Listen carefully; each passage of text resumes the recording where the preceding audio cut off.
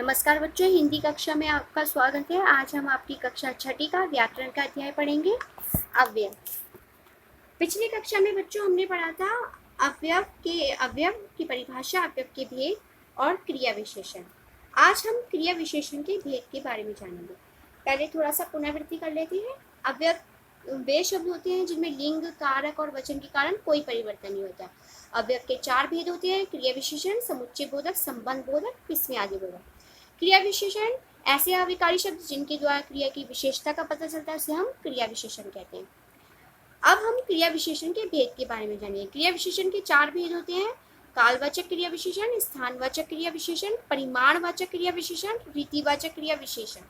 अभी विस्तार पूर्वक समझते हैं।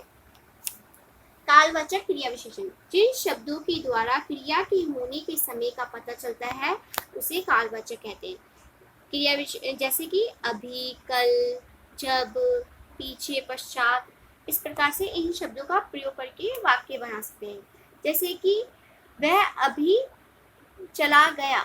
अभी चला गया तो मतलब कि वह अभी अभी गया।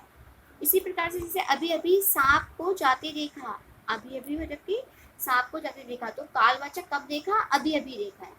स्थानवाचक क्रिया विशेषण जिन शब्दों के द्वारा कर्ता द्वारा की जाने वाली क्रिया विशेषण के स्थान की जगह का बोध होता है, उसे स्थानवाचक क्रिया विशेषण कहते हैं।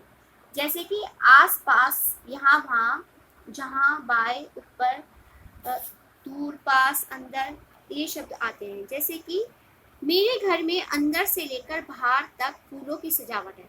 या अगर मैं बोलूँ कि मेरी माताजी बाहर खड़ी है, तो कहाँ खड़ी है? बाहर। तो कौन सा आएगा? स्थानवाचक क्रिया विशेषण। इसी प्रकार से परिमाणवाचक क्रिया विशेषण है जिन शब्दों के द्वारा क्रिया विशेषण के या कार्य के परिमाण का बोध होता है, उसे हम परिमाणवाचक क्रिया विशेषण कहते हैं। जैसे कि अधिक, कम, ज्यादा, कुछ, खूब, जरा, कितना, इन शब्दों का प्रयोग करके परिमाणवाचक शब्द के वाक्य बना सकते हैं। जैसे कि चावल अधिक खाया जाता है, या मैं बोलूं कि बच्चों ज्यादा पानी पीना चाहिए, तो इस प्रकार से ज्यादा। या आप बोल सकते हो कि मैंने आज ज्यादा खा लिया है, तो ज्यादा से इस प्रकार से वाक्य बना कि परिमाण में कितना खा लिया? ज्यादा खा लिया।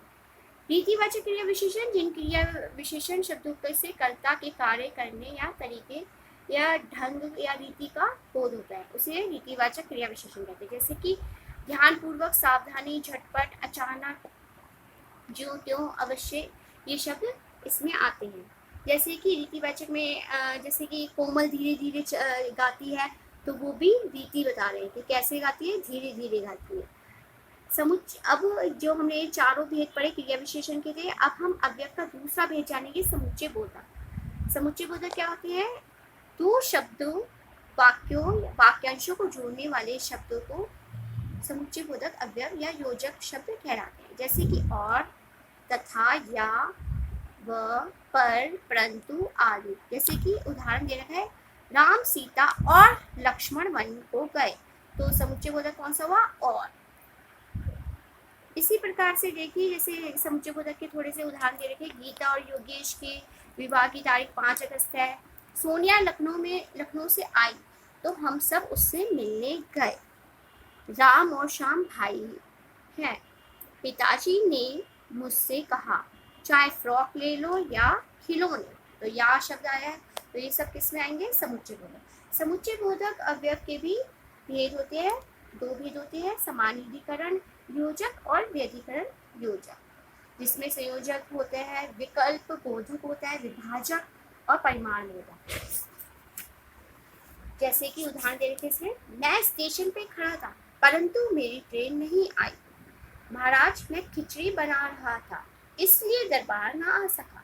तो जो इसलिए, परंतु, ये शब्द आए हैं, ये इसमें आएंगे समुच्चय बोधक। संबंध बोधक संज्ञा या सर्वनाम के वाक्यों द्वारा किसी भी दूसरे शब्दों के माध्यम से संबंध का बोध कराने वाले शब्द संबंध बोधक अवयव कहते हैं। जैसे कि मेरे, तेरे, ऊपर, नीचे, निकट, पास, ये शब्दों का प्रयोग होता है। जैसे इसकी परिभाषा देखते हैं, जो शब्द संज्ञा या सर्वनाम शब्दों के साथ अन्य वाक्यों या शब्द का संबंध स्थापित करने के लिए प्रयुक्त होते हैं उन्हें संबंध बोधक अव्यय कहते हैं। संबंध बोधक के 10 भेद होते हैं।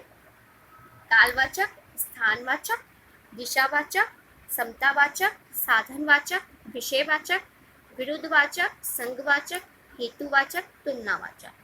तो इसके जो वो दे रखे उदाहरण दे रखे कि किस किस में कालवाचक आया, स्थानवाचक आया, ये आपकी पुस्तक में दे रखे हैं। अब हमारे 3 भेद थे, जो अव्यय के 3 भेद थे वो हमने जाने। अब आखिरी जो भेद है विस्मयादि बोधक। तो विस्मयादि बोधक के बारे में जानते हैं। जिन शब्दों के द्वारा कर्ता के मनोभाव की पुष्टि होती है या प्रकट होते हैं उसे विस्मयादि बोधक अव्यय कहते हैं। जैसे कि अरे, शाबाश, ओह आदि। विस्मयादि बोधक में हमेशा विस्मयादि चिन्ह भी लगा होता है। इसकी परिभाषा देखते हैं। जिन शब्दों से हर्ष, शोक, विस्मय, घृणा आदि मन के भाव प्रकट होते हैं उन्हें विस्मय बोधक अव्यय कहते हैं। जैसे कि विस्मयादि बोधक के भेद ये देखिए 9 भेद है। हर्षबोधक जिसमें शाबाश, वाह, इस प्रकार से शब्द आएंगे। शोक बोधक हाय हाय, राम राम। क्रोध बोधक चुप, अरे। आश्चर्य बोधक ओह, अरे। घृणा बोधक छी, धिक। अनुमति बोधक हाँ हाँ, साधु साधु। भय बोधक अरे बाप रे, त्राई त्राई।